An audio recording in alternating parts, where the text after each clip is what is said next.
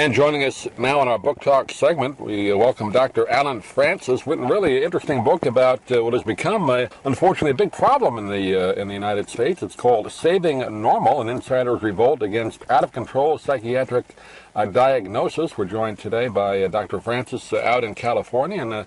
And Doctor, thanks for being with us today. How are you? My pleasure, and thanks for having me. Yeah, good to have a chance to chat with you for a few minutes. And I just recently got the book. I haven't had a chance to finish it yet, but I'm interested in hearing about it here in our audiences, too. I've heard about, I think most people have, about, I guess, the over-medication, over-prescription of people with anxiety issues, and even worse than that, I guess you'd call it worried well. Is that the term you use in the book? Yeah, I think at this point, 20% of our population takes a psychiatric pill every day. 1 in 5. And the most amazing thing is how the drug companies have sold pills to kids. That 20% of teenage boys now get the diagnosis of ADHD, and 10% teenage boys are on medication for it. If you take all kids up to the age of 18, from 4 to 18, 11%, 1 in 10, gets a diagnosis, and 6% are on medication for attention deficit. And the weirdest thing is that studies show that the best predictor of ADHD is your birthday. Really? If you're the oldest kid in your class, you're only half as likely to get diagnosed and treated for ADD as if you're the youngest. And what this means is that we're taking immaturity and turning it into a disease. Childhood is now a disease.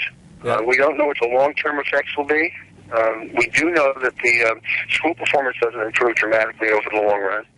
And we have a population of people who are just way over-medicated, largely because of extensive and very, very powerful drug company marketing to parents, to teachers, and to doctors.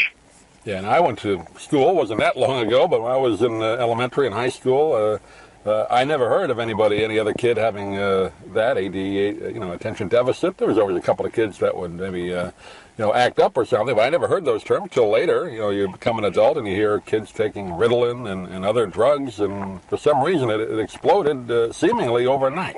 Well, the reason is clear. The drug companies got the ability to advertise directly, which is only their prerogative in this country and in New Zealand. Most countries don't allow this. And they also got really expensive new drugs on the market, which gave them the means and the motive to do massive advertising. 20 years ago, the whole market for ADD drugs was about $40 million. Now it's about $10 billion. Wow. 50 times increase. And wouldn't it be better to be spending some of that money on more gym classes for active kids, smaller class sizes? Instead of labeling kids as sick, giving them a diagnosis they don't really need, we should be working on our school system.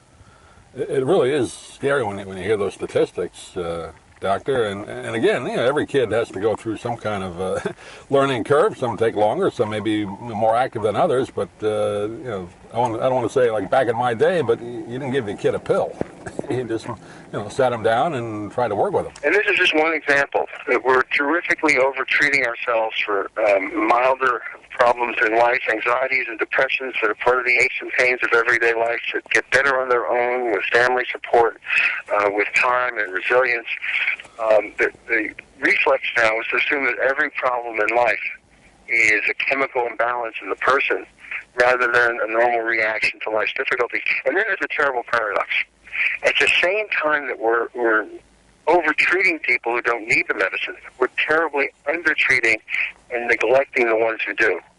We now have 1 million psychiatric patients in prison and hundreds of thousands homeless because of complete neglect in the community. We don't give them adequate access to treatment. We don't give them decent housing. And as a result, they get picked up by cops for nuisance crimes. There's no psychiatric treatment available for them. The cops know that it's a waste of time taking them to the emergency room.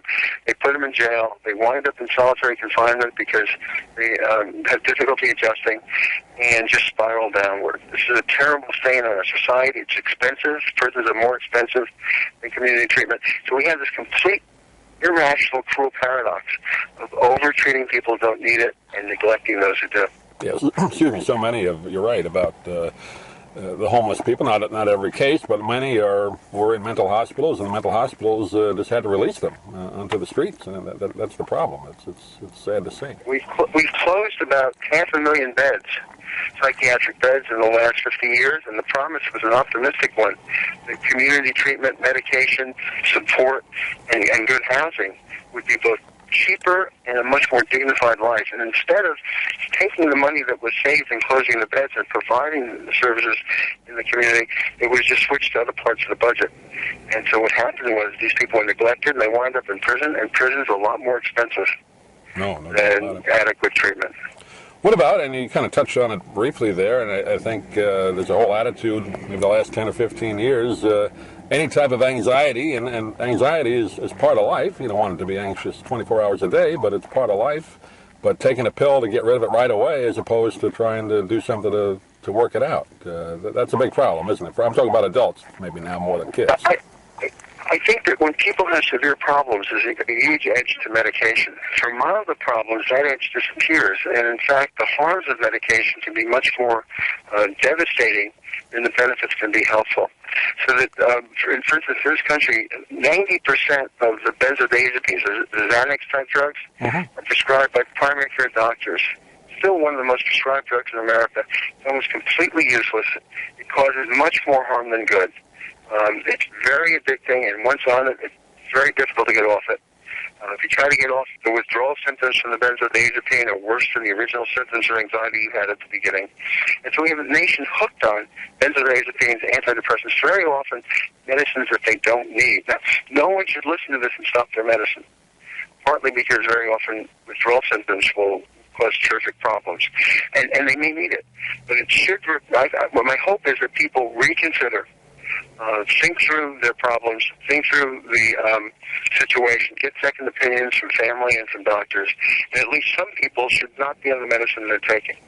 I'm also hopeful that we can bring down Big Pharma in the way Big Tobacco came down 25 years ago. The Big Pharma has shanghaied the medical and psychiatric practice with this enormous advertising, monopolistic pricing, misleading marketing to doctors and to patients and families. And I think people have to realize that this is a time to fight the David versus Goliath battle, to try to regain control over medicine and psychiatry and over people's lives.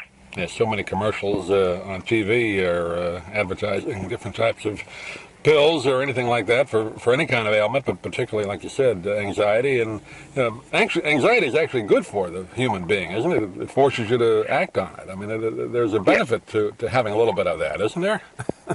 All of our feelings in moderation are there because natural selection said you better feel anxious. If you don't feel anxious about dangerous things in your life, you get lots of trouble. People who don't experience anxiety get almost as much, sometimes more trouble than people who experience too much. It's only when symptoms are severe, are persistent, are causing significant distress, significant impairment in a person's life that they need medication.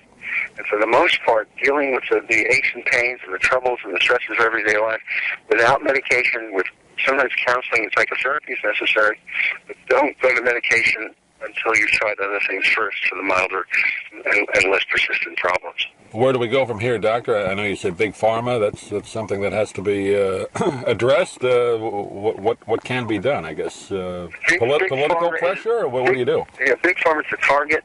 And again, it's like the Big Tobacco. They seem overwhelmingly powerful, but they really are so outrageous that I think the public, press, and physicians are beginning to realize that it's time to call it stop. Get this, the new drug for hepatitis C costs $1,000 a pill, $84,000 for a course of treatment. The same pill in Egypt, they're selling the whole course of treatment $900 rather than $84,000, and they're making money in Egypt on this. Yeah. So in Egypt, they're charging a ridiculous $10 a pill and making money. Here, they're charging $1,000 a pill and making what really are unconscionable profits. It's really your money or your life kind of pricing. And only in this country do we give them that much power, and the reason is obvious. It's all lobbying.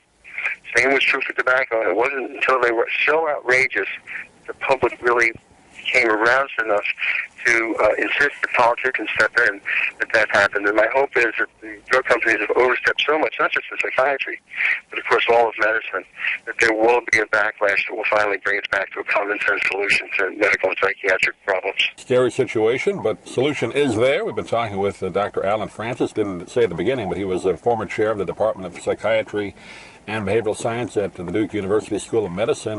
And Doctor, do you have a website you want to direct people to for the book, or contact you? I guess the best way to buy books these days is Amazon. That's how I do it. Okay. I don't know if you have a specific website that, your website, people can contact you. Yeah, people can, I have Twitter at Alan Francis MD. And that's probably the best way to keep in touch with my list. I blog on Huffington Post and a bunch of other places.